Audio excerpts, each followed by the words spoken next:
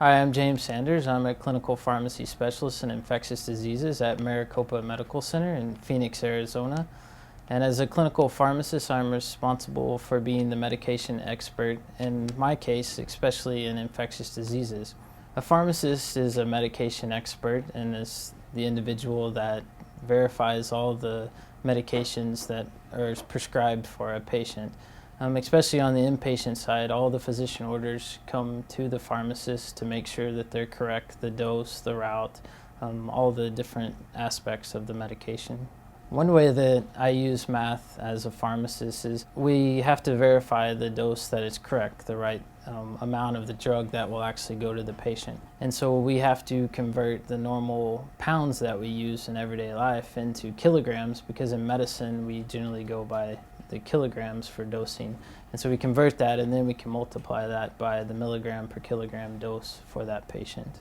Another example of how I would use math in my profession is that once I've decided what the patient's dose is, and that's usually in milligrams, we would then actually get the medication, which is in units of milligrams per mil.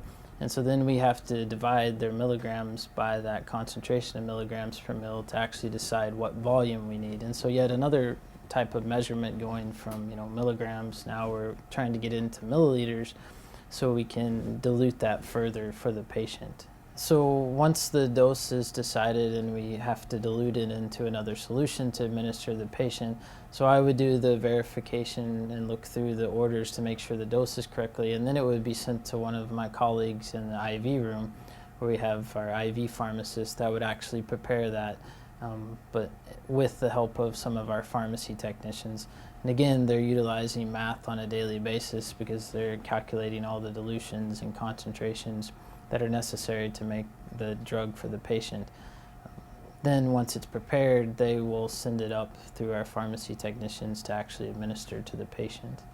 So one of the things where I utilize math on a daily basis is that once we've given a medication, especially some of the antibiotics, is we actually check the patient's blood to see what level they have in the blood.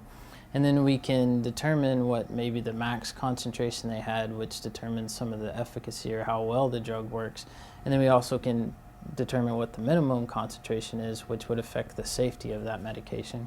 And so we can use a series of equations to decide and figure out what that is so we can optimize the dose for that specific patient. So once we get the levels back for, say, a certain antibiotic, we would measure 2 levels over a certain amount of time. And then we can take those levels and actually calculate a rate constant at which that drug is eliminated. And so again, this is over a certain amount of time in the concentration of those levels. And then we can get what is a half-life. And so that's the time it takes to approximately eliminate 50% of the drug. So again, utilizing that rate constant, we can kind of determine the half-life. And from that half-life, then we can determine the time that we have to give the drug. So say, for instance, we started a patient on a certain dose, and then we scheduled it to be every day. Well, after we do these calculations, we may see that now the patient needs to get the medication every 36 hours, or maybe they even need it more often. So based on that rate, we can determine a time for the next dose for that patient. When I was younger, I enjoyed math, but there's, the certain math classes you don't see if there's certain application for it. So I think maybe when I was younger, I might have struggled with, well, am I ever going to use this in my life? And now that I've grown up and have a profession, now I see that I utilize a lot of those concepts that I learned as a young person in middle school and high school.